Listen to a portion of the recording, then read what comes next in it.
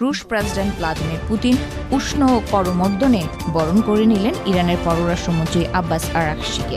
এই বৈঠক কেবল পাকিস্তান থেকে চলে গেছে আব্বাস আরাকচি। যখন আমেরিকান প্রতিনিধি দল পাকিস্তানে আসতে চাচ্ছিল, ঠিক তখনই চলে গেল পাকিস্তানের প্রতিনিধি দল। আসসালামু আলাইকুম ভিউয়ার্স, দেশ ও দেশের বাহির থেকে যারা আমার ভিডিওটি প্লে করেছেন জানাচ্ছি আন্তরিক শুভেচ্ছা অভিনন্দন। আশা করি সবাই ভালো আছেন, সুস্থ আছেন, আলহামদুলিল্লাহ। তো ভিউয়ার্স, ইরান আমেরিকার যুদ্ধবিরতি আলোচনা ও শান্তি চুক্তি পাকিস্তান প্রধানমন্ত্রীর সমঝোতায় ব্যর্থতার পর এবার নতুন করে রাশিয়ার মাধ্যমে সমঝোতায় যাচ্ছে যুক্তরাষ্ট্র ও ইরান।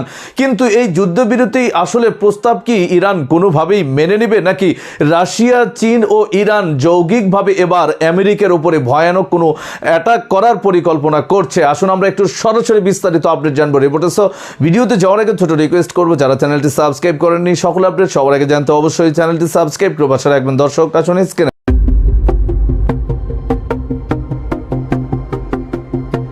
যখন মার্কিন ও ইসরায়েলি আগ্রাসনের রক্তক্ষয়ী ক্ষত বয়ে বেড়াচ্ছে পারস্যের মাটি, ঠিক তখন রুশ প্রেসিডেন্ট ভ্লাদিমির পুতিন উষ্ণ করমর্দনে বরণ করে নিলেন ইরানের পররাষ্ট্রমন্ত্রী আব্বাস আরাকচিকে। এই বৈঠক কেবল দুই দেশের কূটনৈতিক সৌজন্য ছিল না, বরং বিশ্বজুড়ে চলমান ক্ষমতার ভারসাম্যের এক চরম বার্তা হিসেবে আবির্ভূত হয়েছে। বৈঠকের শুরুতেই পুতিন ইরানের জনগণের অদম্য সাহসের ভূয়সী প্রশংসা করেন।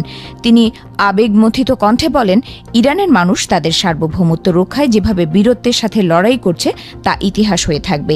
এই দুঃসময়ে মস্কো যে তেহরানের পাশে থেকে এক চুলও নড়বে না, পুতিন সেই অটল প্রতিশ্রুতি যেন পুনর্ব্যক্ত করলেন আজকের বৈঠকে। আলোচনার এক পর্যায়ে এক গম্ভীর বিষণ্ণতা নেমে আসে।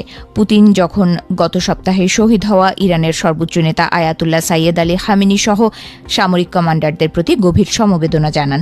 তিনি বিশেষভাবে উল্লেখ করেন যে বর্তমান নেতা আয়াতুল্লাহ মুস্তফা খামেনির কাছ থেকে তিনি একটি বিশেষ বার্তা পেয়েছেন, যা দুই দেশের কৌশলগত বন্ধুত্বকে আরও সুদৃঢ় করবে। বৈঠকের উত্তাপ আরও বাড়ে যখন পররাষ্ট্রমন্ত্রী আরাকচি মার্কিন ইসরায়েলি হামলার কঠোর সমালোচনা করেন। তিনি দ্ব্যর্থহীন কণ্ঠে বলেন, বিশ্ব আজ ইরানের শক্তি দেখেছে। যারা ভেবেছিল আগ্রাসনের মাধ্যমে তেহরানকে স্তব্ধ করা যাবে, তারা আজ ভুল প্রমাণিত। রাশিয়ার অকুণ্ঠ সমর্থনের জন্য তিনি পুতিনকে ধন্যবাদ জানান এবং এই সম্পর্ককে কৌশলগত অংশীদারিত্বের অনন্য উদাহরণ হিসেবে অভিহিত করেন। শান্তি পুনরুদ্ধারে রাশিয়ার ভূমিকা নিয়ে পুতিন বড় ঘোষণা দেন। তিনি সাফ জানিয়ে দিয়েছেন, আঞ্চলিক স্থিতিশীলতা বজায় রাখতে এবং ইরানের জাতীয় স্বার্থ রক্ষায় প্রয়োজনীয় সকল পদক্ষেপ নিতে রাশিয়া বিন্দুমাত্র দ্বিধাবোধ করবে না। ইরানের প্রস্তাব আমেরিকা গ্রহণ করবে না, আর গ্রহণ না করলে আলোচনা হবে না, অর্থাৎ সংকটটা কিন্তু থেকেই গেল।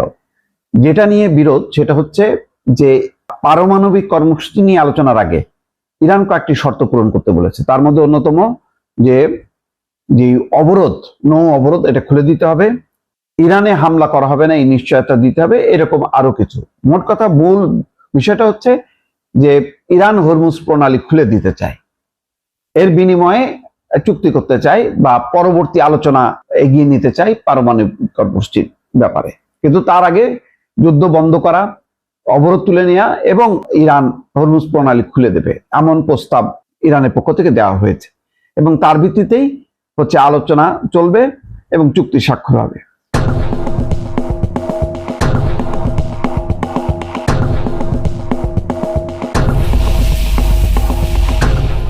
মার্কিন প্রশাসন মনে করছে যে যদি আগে পরমাণু কর্মসূচিতে যদি চুক্তি না হয়, অর্থাৎ ইরান আর পারমাণবিক কর্মসূচি এগিয়ে নিতে পারবে না এবং তাদের সমৃদ্ধ ইউরেনিয়াম যুক্তরাষ্ট্রের কাছে হস্তান্তর করতে হবে।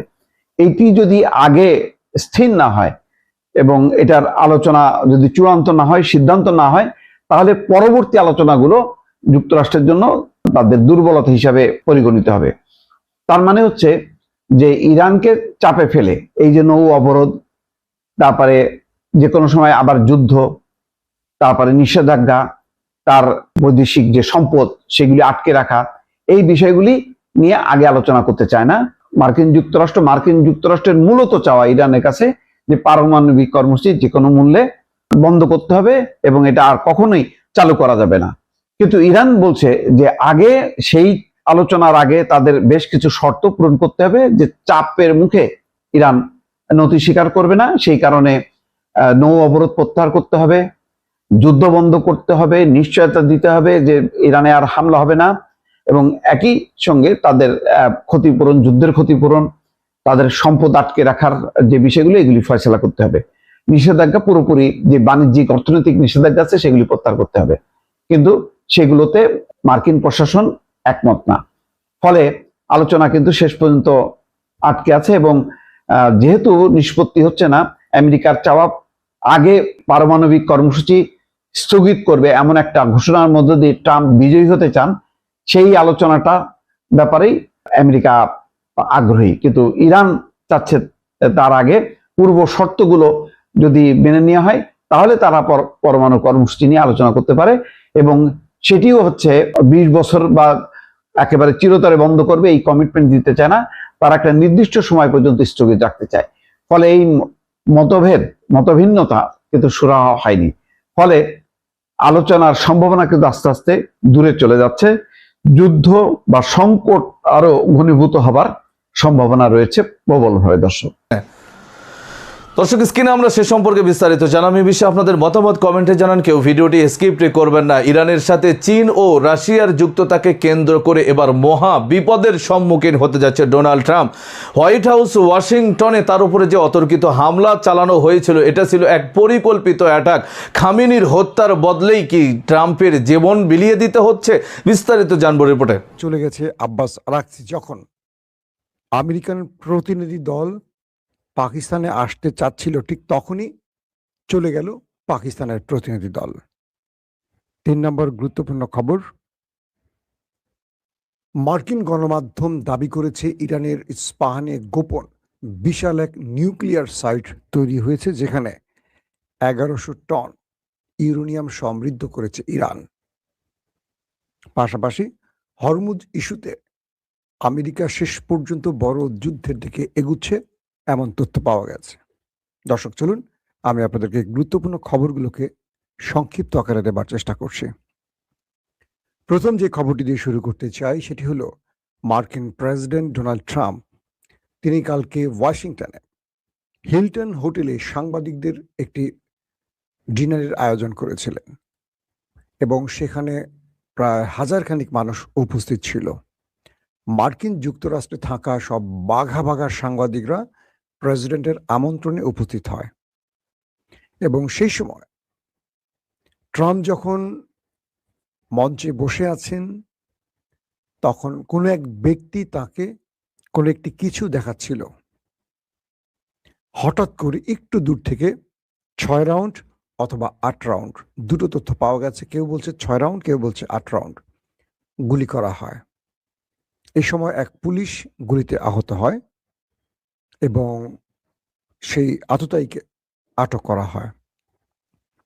দুটো প্রশ্ন আসে যে মার্কিন প্রেসিডেন্ট যেখানে উপস্থিত থাকেন, এই যে ব্যাপক নিরাপত্তা বলয়, মেটাল ডিটেক্টর থেকে শুরু করে সব রকম নিরাপত্তা ব্যবস্থার মাঝে কি করে একজন অস্ত্র সহ প্রবেশ করলো? নাম্বার 2, এর আগেও মার্কিন প্রেসিডেন্টের উপর নির্বাচন প্রচারণার সময় 2 দফা হামলা হয়।